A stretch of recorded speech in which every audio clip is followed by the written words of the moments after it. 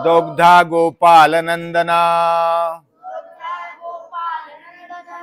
पार्थो वत्स सुधीर्भुक्ता दुग्धम गीतामृतम महत् दुग्धम गीतामृतम महत्।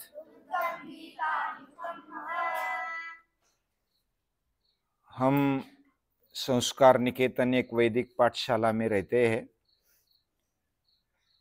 वैदिक पाठशाला यानी वेदों का पाठ, वेदों के विचार हम बार बार सुनते हैं, उसका मनन चिंतन करते हैं, उसको आचरण में लाने का प्रयास भी करते हैं। पाठ पक्का करने की शाला ये पाठशाला। जीवन का पाठ वेदों में मिलता है, वेदों का सार उपनिषदों में है, उपनिषदों का सार गीता में है, और गीता का पाठ करना मतलब वेदों का पाठ करने जैसा है। सर्वशास्त्रमय गीता है, यानी गीता सुगीता कर्तव्या किमन्य शास्त्र विस्तरैः ही। गीता का पाठ करना चाहिए और गीता का अभ्यास यानी कि जो भी हम पूजन हमारी लेवल पर बोलते हैं, पूजन करने का मतलब पूजा उसी को बोलते हैं जैसे हल्दी कुमकुम उधर चढ़ाया और पूजा हो गई, ऐसा पूजा का अर्थ नहीं है। पूजा यानी जिसकी हम पूजा करते उसके जैसे बनने का प्रामाणिक प्रयास करना, ये पूजा होती है। रामो भूत्वा रामम यजेत, कृष्णो भूत्वा कृष्णम यजेत, शिवो भूत्वा शिवम यजेत। यानी जिसका यजन पूजन हम करते उसके जैसा होने का प्रामाणिक प्रयास करना, यह हमारे हाथ में है। तो हम पाठशाला में वेद विचारों से चलते हैं और वेद यानी श्रेष्ठ विचार, और उन विचारों पर हम चलने का प्रामाणिक प्रयास करते हैं। और वो जो सार है, सार उपनिषदों में वेदों का सर्वोपनिषदों गाओ, वो गाय है, उपनिषद रूपी गाय। दुग्धा गोपाल नंदना, गोपाल नंदन कृष्ण उसका दो नारा यानी कि दूध निकालने वाला है। और पार्थो वत्स, ये पार्थ यानी अर्जुन, ये वत्स है, वो बछड़ा है। और दुग्धम गीता अमृतम महत्, ये जो दुग्ध है वह गीता रूपी अमृत है और वो महान है। ऐसे दूध को पीने के लिए हमारी पात्रता बननी चाहिए, और उस पात्रता बनने के लिए हमारे अंदर पात्रता है, लेकिन हम अपने आप को भूल गए हैं, अपनी शक्ति को, अपने ज्ञान को, अपनी समझ को, अपने विवेक को खो चुके हैं। और जब हम अपने आप को शुद्ध बनाते हैं, साधना उपासना करके हम अपने आप को आगे बढ़ाते हैं, तो हमारी पात्रता बनती जाती है।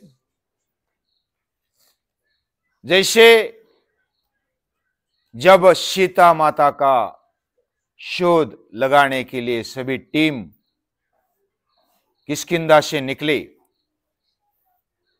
और श्रीलंका के बाजू में गए हैं, इससे ज्यादातर निश्चितता होने के कारण हनुमान और उसकी टीम किधर गई है?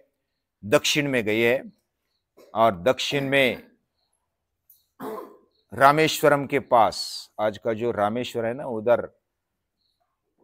उधर बैठे हैं, सभी चर्चा करते हैं और निश्चित हो गया है कि इधर से लांग कर रावण सीता माता को लेकर गया है। अभी समुद्र को लांग कर गया है तो कौन जाएगा उधर? ये तो बड़ी कठिन बात है। सभी चुपचाप हो गए, कोई भी नहीं बोल रहा था। इतने बड़े शूरवीर वानर वो चुपचाप बैठे थे। फिर बीच में जांबुवान बोलते हैं, वो बड़े वृद्ध है, और वो बोलते हैं, हनुमान क्या बात है, तेरे में ताकत है, तू कर सकता है, छलांग लगा सकता है बड़ी। मैं मेरे काल में छलांग लगाता था, मैं अभी बूढ़ा बन गया हूं, और मेरे से ज्यादा तेरी ताकत है तो तू मेरे से ज्यादा छलांग लगा सकता है। हनुमान बोलते कि नहीं नहीं, मैंने अभी तक छलांग लगाई नहीं है, मैं कैसे कर सकता हूं, कैसे छलांग लगा सकता हूं। वह ऐसा नकारात्मक बोलने लगता है। जांबुवान बोलते तू कर सकता है, हो सकता है, तेरे में इतनी शक्ति है, तू करके देख। तो हनुमान करके देखता है तो डायरेक्ट इधर से श्रीलंका, यानी भारत से जब छलांग लगाई direct Sri Lanka, non stop flight, और ऐसी छलांग लगाई डायरेक्ट श्रीलंका में गया। उधर हालांकि सीता माता की खोज करते हैं और बड़े शूरवीर है। हमारे अंदर भी उतनी शक्ति है लेकिन हमें याद नहीं है।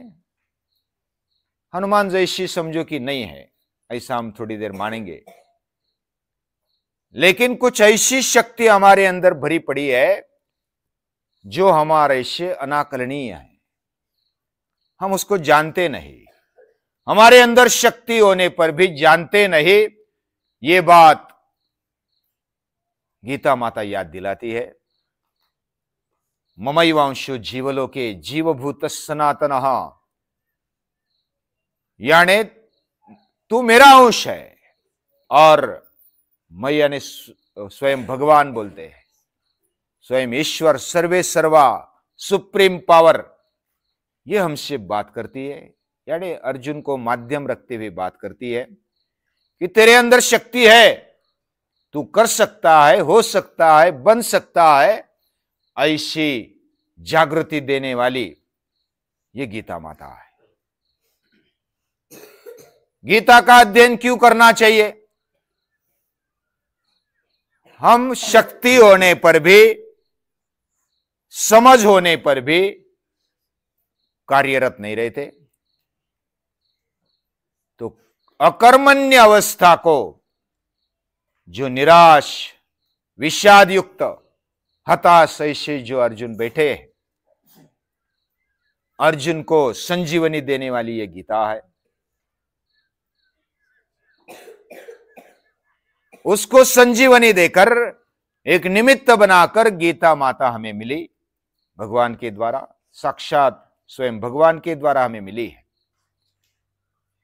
और जैसे पहले हमने देखा कि भगवान ने हमें बनाया, और बनाकर जैसा कोई कंपनी मॉडल बनाती है, कोई चीज बनाती है, वस्तु बनाती है, तो उसको कैसा चलाना, कैसा उपयोग करना, इसके लिए मैनुअल देती है। हमारे जीवन में कैसे जीना, कैसे खाना, कैसे पीना, कैसे रहना, कैसे सोना, कैसे उठना, ये सभी बात को लेकर कर्म करना, क्यों नहीं करना, क्या नहीं करना, ये भी बताया।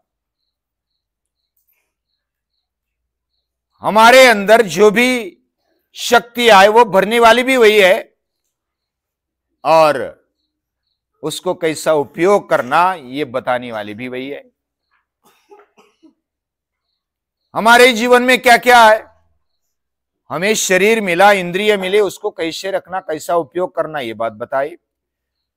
उसको सही दिशा देने के लिए हमारे अंदर अंतःकरण दिया हुआ है, यानी मन, बुद्धि, चित्त और अहंकार। उसको कैसे शुद्ध बनाना, कैसे एकाग्र करना, बार बार कैसे मन को, इंद्रियों को एक जगह पर निश्चित ध्येय पर लेकर आना, यह बात गीता बताती है। और जब गीता के अनुसार हम करते हैं तो उसका परिणाम होना ही होना है। किए बिना मिलता नहीं, ये पूजनीय दादाजी ने बताया हुआ गीता का सार है। किए बिना कुछ मिलता नहीं, मुफ्त का नहीं लूंगा, यानी करना ही पड़ेगा, ये जीवन ही करने के लिए है। बिना करे, बिना कर्म किए कोई रहता नहीं, कोई जी नहीं सकता। कर्म करना ही है तो योग्य कर्म करना है, और मुझे मुफ्त का नहीं चाहिए। कोई जबरन देता है, कोई आग्रह करता है तो भी नहीं लेना है, क्योंकि मेरी तेजस्विता इसमें कम हो जाती है, मेरा जीवन डाउन हो जाता है, अधपतन की ओर जाता है। यह खुमारी देने वाली गीता है। गीता अपने बलबूते पर खड़ा करने वाली है, और किया हुआ व्यर्थ जाता नहीं। हम उताविल होते हैं, और उतावला होने के कारण हम राह नहीं देखते, धैर्य नहीं पकड़ते। आज किया तुरंत मिलना चाहिए, कल मिलना चाहिए, ऐसा लगता है। लेकिन क्या बीज बोने पर तुरंत वृक्ष होता है? बीज बोने के बाद उसको अंकुर आते हैं, उसको योग्य वातावरण मिलता है, तब अंकुर आते हैं। उसको योग्य वातावरण देना, अंकुरित होना, बाद में फिर उसको पानी, खाद और उसकी देखभाल, फिर वृक्ष बनता है। हमारे अंदर भी बीज पड़ा है, लेकिन उसको वृक्ष बनने में देर लगती है। उसको धैर्य के साथ हमें राह देखनी है, और हमारे प्रयास जो भी हाथ में है, किया हुआ व्यर्थ जाता नहीं। हमने आज किया वो व्यर्थ नहीं जाएगा, कभी ना कभी उसका परिणाम तो मिलेगा ही मिलेगा। निराश नहीं होऊंगा। काम करने की शक्ति तुझमें है। बहुत बार ऐसा लगता है कि हम तो छोटे हैं, क्या करेंगे, कैसा करेंगे, हम दुर्बल है, हम छोटे हैं।